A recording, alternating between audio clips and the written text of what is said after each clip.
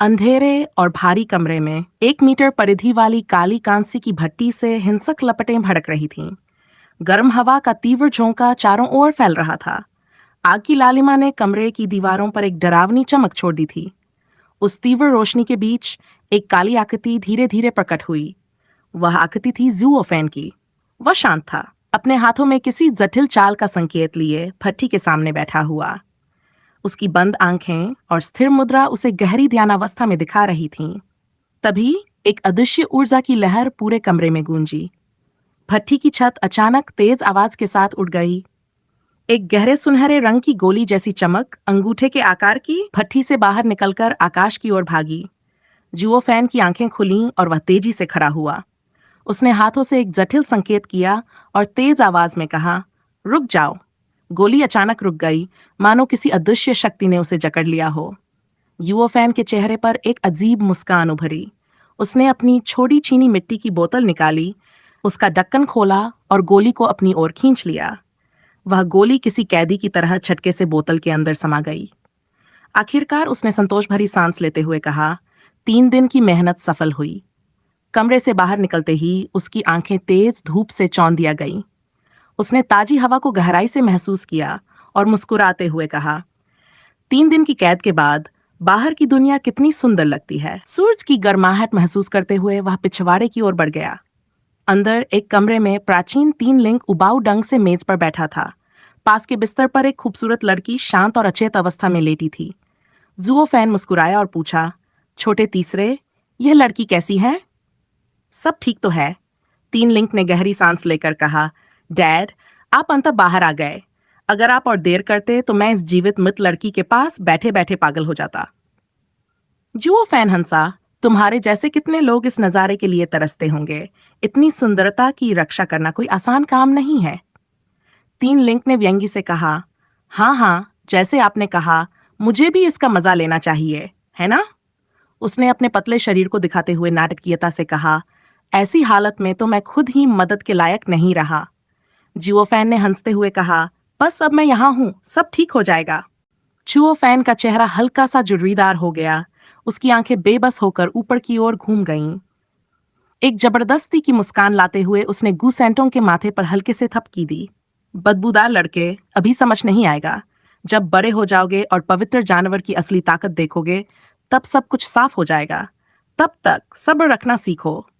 गुसेंटोंग ने अपनी बाहें क्रॉस की और ठुड्डी को हथेली पर टिकाते हुए छल्लाहट से सिर झुका लिया, लेकिन उसकी निगाहें जुओफैन पर टिकी रहीं, मानो जवाब के लिए इंतजार कर रही हों। इस बीच जुओफैन महिला की ओर बढ़ा, जो बिस्तर पर गहरी नींद में पड़ी थी। उसने उसकी नब्ज टटोली और कुछ देर तक गहरी सोच में डूबा रहा।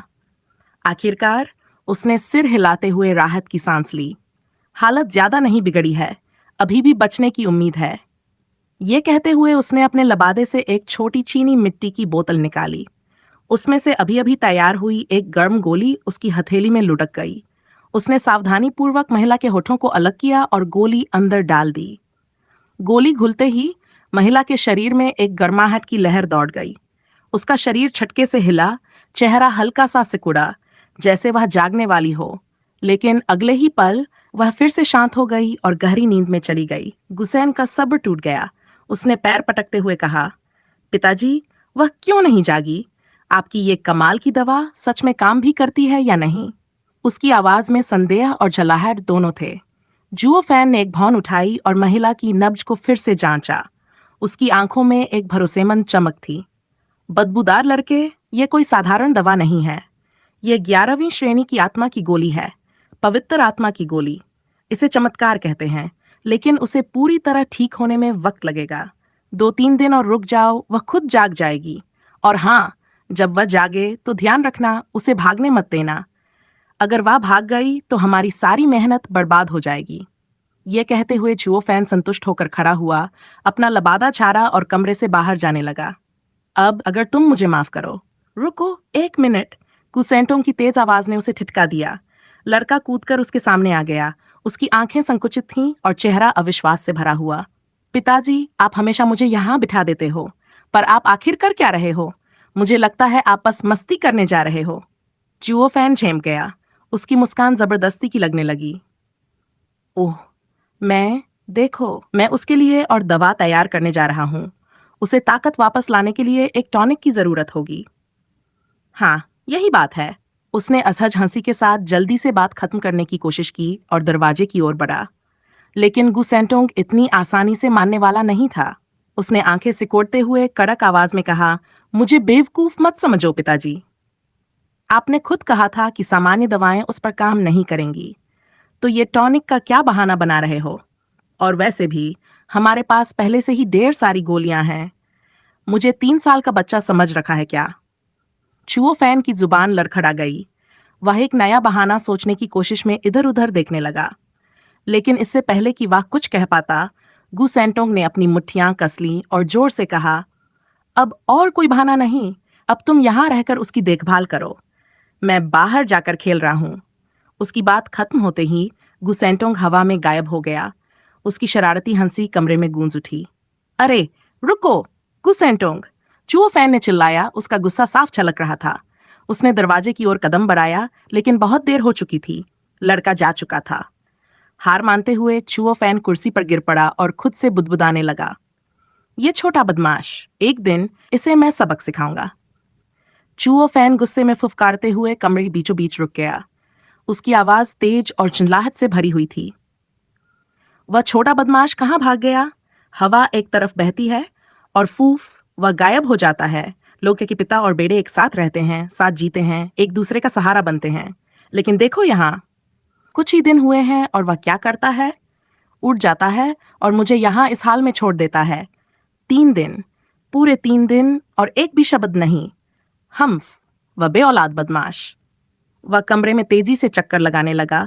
उसकी झुंझलाहट उसके हर कदम में छलक रही थी। हाँ, तुम छोटी लड़की! उसने अचानक बिस्तर पर लेटी महिला की ओर इशारा करते हुए चिल्लाया। उसकी उंगली उसकी नाक की ओर थी और गुस्सा उसके चेहरे पर साफ छलक रहा था। मैंने तुम्हें ठीक करने के लिए सब कुछ किया है। गोलियां दी, हर उपाय आजमाया, तकनीकें इस्तेमाल की, नाम लो, मैंने सब किया है। और फिर भी तुम नहीं जागती?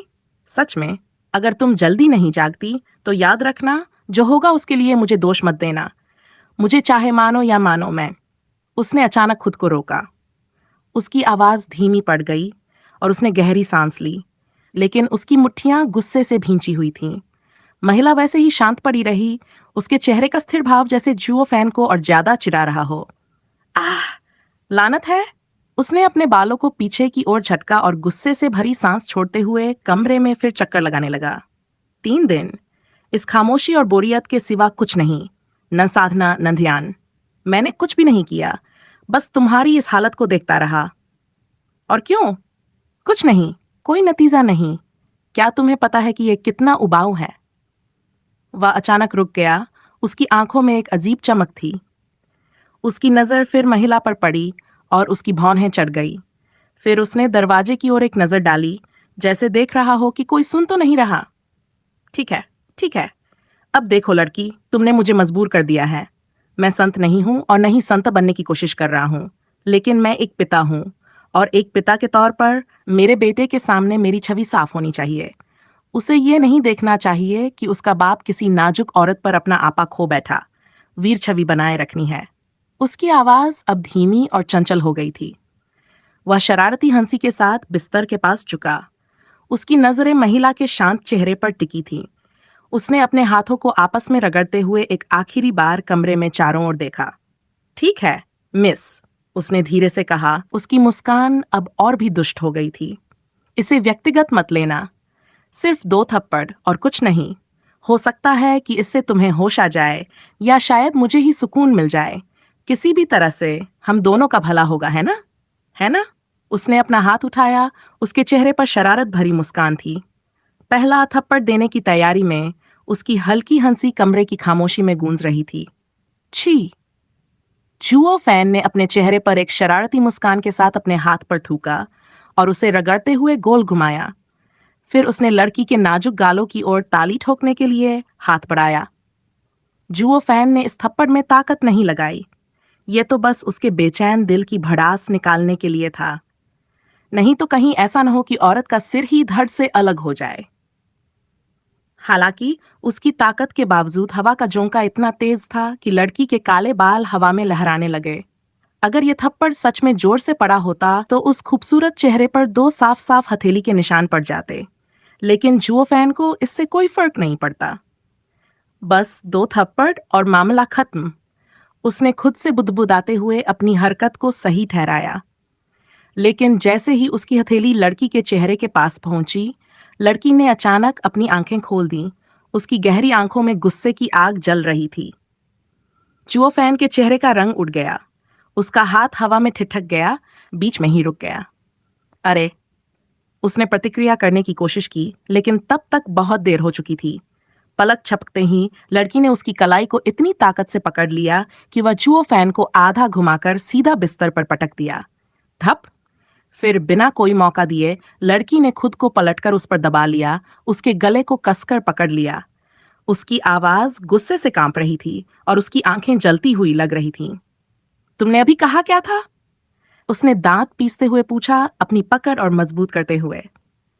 किसे मारने की बात कर रहे थे तुम, हाँ? चूओ फैन, जो अभी भी सदमे में था, हक्का बक्का पड़ा हुआ उसे देखता रह गया। उसकी आवाज में अब कोई शरारत नहीं थी, केवल बेकसूर लहजे में फुसफुसाने की कोशिश करता हुआ लड़खड़ाया।